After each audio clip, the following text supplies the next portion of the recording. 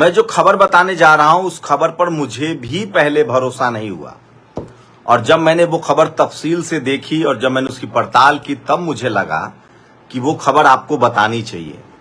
खबर Israel, Iran और America के युद्ध से ही जुड़ा हुआ है। सोचिए, अमेरिका और इजराइल ने कोशिश की थी कि उसकी खबरें बाहर न जाए, लेकिन अब सब कुछ पब्लिक डोमेन में आ रहा है। इजराइल ने पूरी तरह से तय कर लिया था कि उसकी खबरें बाहर नहीं जाएंगी, खासकर उसके जो हमले की खबरें हैं, उसके जो नुकसान की खबरें हैं, वो खबरें बाहर नहीं जाएंगी। क्या खामनेई की मौत की खबर दुनिया को पता चली? ईरान ने खुद इसे माना, उसने छुपाया नहीं। वो चाहता तो इससे इनकार कर सकता था, लेकिन क्या बेंजामिन नेतन्याहू की मौत की खबर से ईरान इनकार कर रहा है? आज कैबिनेट की बैठक हुई और उसमें कुछ बड़े सेना के प्रमुख और बेंजामिन नेतन्याहू नहीं था, लेकिन उससे भी बड़ी खबर है, इजराइल में विद्रोह हो गया है। 3 बड़े शहरों पर हिजबुल्लाह ने कब्जा कर लिया। वो हिजबुल्लाह जिस पर 6 महीना पहले ईरान ने बमबारी की थी। कहां इजराइल चला था फिलिस्तीन को जीतने, और खबर ये छन कर आ रही है कि 3 शहरों पर, जो लेबनान से लगा हुआ शहर है, उन 3 शहरों पर हिजबुल्लाह ने कब्जा कर लिया है। और जो आम इजरायली हैं, जिनको अभी सुख से, आराम से, ऐश से रहने की आदत थी, इन तमाम लोगों ने, जो अमन पसंद भी हैं, जो इस फसाद से अलग निकलना चाहते हैं, उन्होंने अब बड़ा प्रदर्शन किया है बेंजामिन नेतन्याहू के दफ्तर के सामने। वो वीडियो भी दिखाऊंगा स्क्रीनशॉट के साथ। साथ ही इजराइल की बर्बादी की तस्वीरें सामने आ रही है। एक खबर भी आई थी कि एक बड़े पत्रकार को अरेस्ट किया गया है इजराइल में, बाद में पता चला कि उसे छोड़ दिया गया है। यह भी खबर बताऊंगा। साथ ही ईरान के नेता ने कहा कि हम भारत को इसीलिए गैस और तेल देना चाहते हैं क्योंकि वहां की जनता ने हमारा समर्थन किया और अमेरिका के और इजराइल के खिलाफ भर्त्सना की। मतलब हम लोग जो सोशल मीडिया पर बोल रहे हैं, अगर आपको लगता है कि इसकी पहुंच दूर तक नहीं है तो आप किसी गलतफहमी में जी रहे हैं। टीवी अखबार की भले पहुंच नहीं हो सकती है, लेकिन सोशल मीडिया जो प्लेटफॉर्म्स हैं, चाहे यूट्यूब है, चाहे फेसबुक है, चाहे इंस्टा है या फिर एक्स है, इन सबको दुनिया भर में वॉच किया जाता है।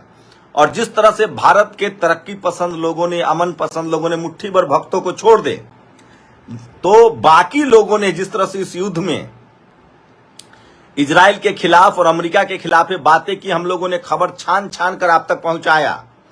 और खासकर भारत के मुसलमानों ने जिस तरह की सॉलिडारिटी दिखाई है ईरान के प्रति, उस वजह से भी ईरान ने कहा है कि हम भारत की जनता के साथ हैं और भारत की जनता के तकलीफों को हम नहीं देख सकते हैं, और इसलिए हार्मुज स्ट्रीट से किसी भी देश के जहाज अब आ जा सकते हैं। मैं दुनिया में किसी की तकलीफ नहीं बढ़ाना चाहता हूं। मैं चाहता हूं कि दुनिया के लोग अमन चैन से रहें। बस हार्मुज स्ट्रीट से इजराइल और अमेरिका के जहाज नहीं जाएंगे। वही अमेरिका के लिए दोहरी मार है। पूरे यूरोप ने अमेरिका के साथ जाने से इनकार कर दिया है। फ्रांस ने कहा है हम हार्मुज स्ट्रीट पर नहीं भेजेंगे। स्विट्जरलैंड ने कहा है कि हम बिल्कुल अपने एयर स्पेस का इस्तेमाल नहीं करने देंगे। तो ये सबसे बड़ी खबर है आज की, और इस खबर के लिहाज से आप देखिए कि अभी 17 दिन हुए हैं और इन तमाम खबरों से पता चलता है कि अमेरिका की क्या हालत हो गई है। अमेरिका रक्षा विभाग ने उन 6 वायुसेना कर्मियों की पहचान की है जिनकी इस सप्ताह की शुरुआत में पश्चिमी इराक में ऑपरेशन एपिक फ्यूरी के समर्थन में KC-135 ईंधन भरने वाले विमान के दुर्घटना से मृत्यु हो गई थी। तो ये तमाम तस्वीरें, ये देखिए, ये तमाम तस्वीरें आ रही है। ये वो तस्वीरें हैं जो आ रही है सीधे सीधे। मैं चाहता हूं वो तस्वीरें देखिए आप। ये तस्वीरें जो हैं, ये वो नुकसान की तस्वीरें हैं जो बहुत ही खतरनाक है। सोचिए, आप कल्पना नहीं कर सकते हैं कि किस तरह से इजराइल में नुकसान हुआ है, बड़ा नुकसान हुआ है।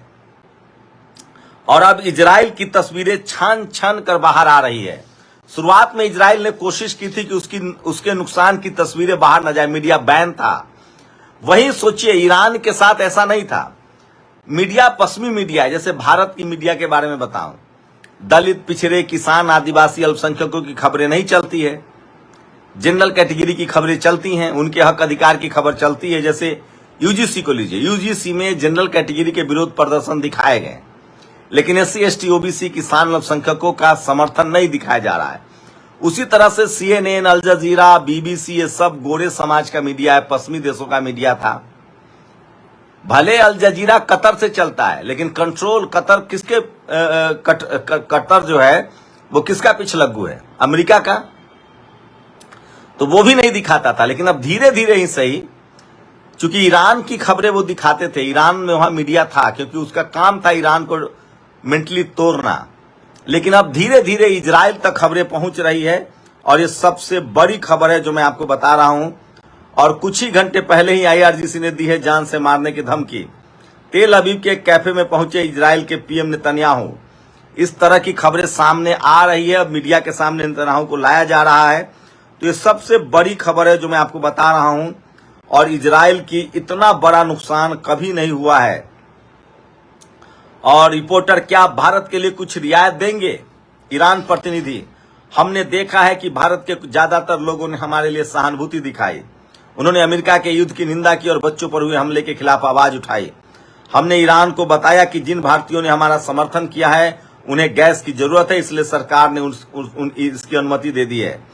सिर्फ भारत के लोगों का समर्थन और उनकी सहानुभूति की वजह से बनी कि ईरान ने होर्मुज से भारतीय जहाजों को गुजरने की अनुमति दी है। सोचिए, अगर भक्तों का बस चलता तो ये भी हम लोगों को जो दिक्कतें हैं गैस की, वो गैस की दिक्कतें न होती। चलिए, देर सवेर ही सही, तो ईरान ने भारत के पक्ष में बड़ा फैसला किया है।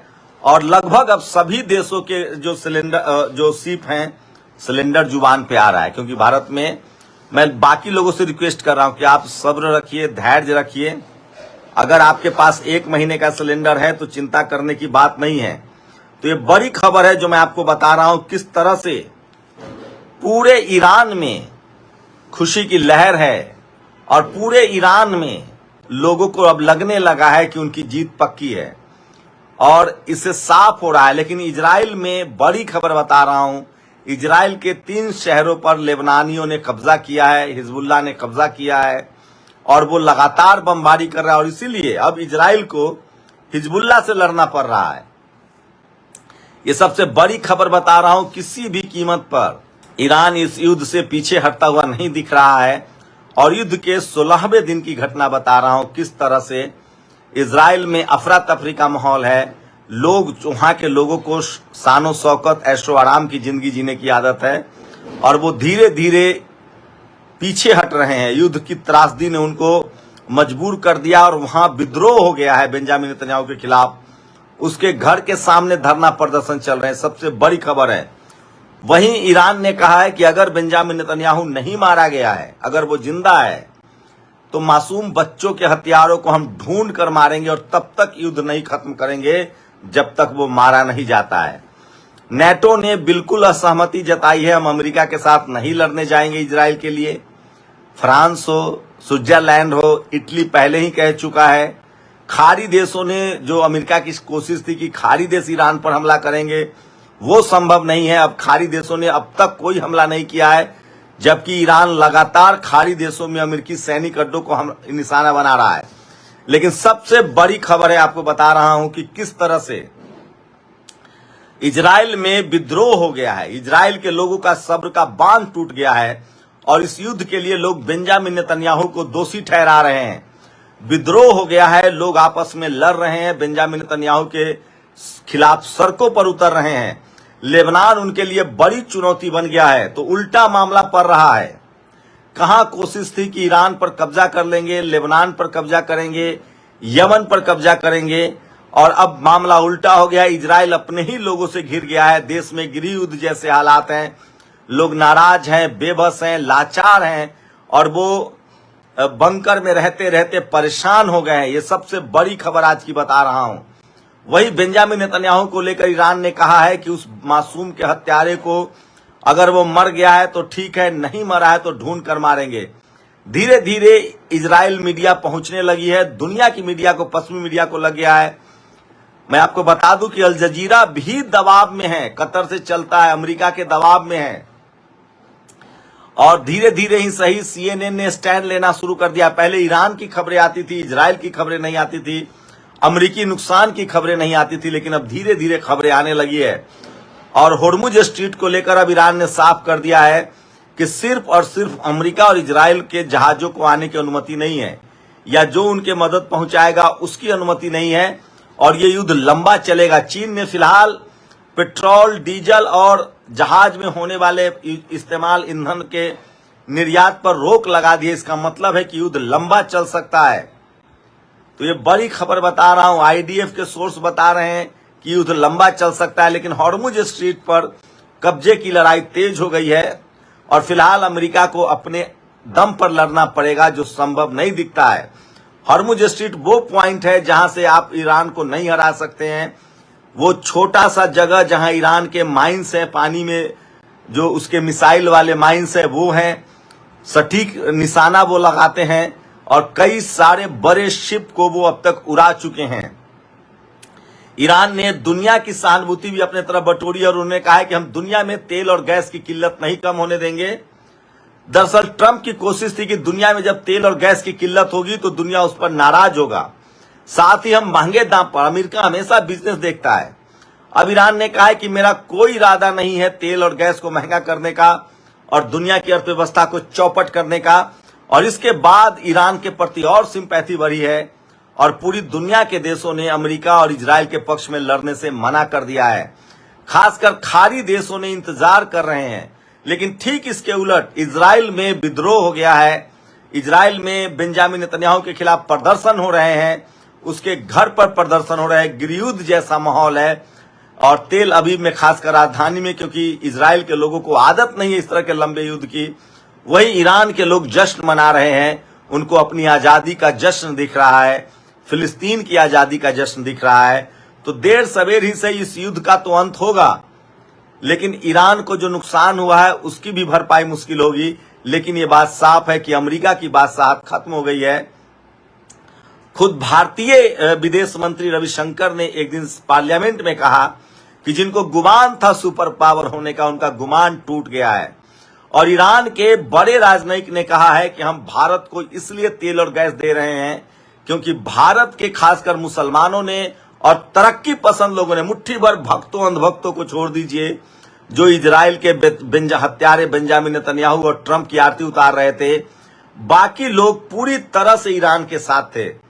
भारत की सरकार ने भी खामनेई की शहादत पर संवेदना जताया, और तो ये एक बड़ी डिप्लोमेसी की भी जीत है। भारत की नागरिकों के प्रति ईरान ने कृतज्ञता प्रकट किया और कहा है कि भारत के लोगों ने जो हमारे प्रति जो समर्थन जताया है और जो अमेरिका और इजराइल की निंदा की है, हम भारत के लोगों को मुश्किल में नहीं देख सकते हैं और तेल और गैस उनके लिए हम लगातार भेजते रहेंगे।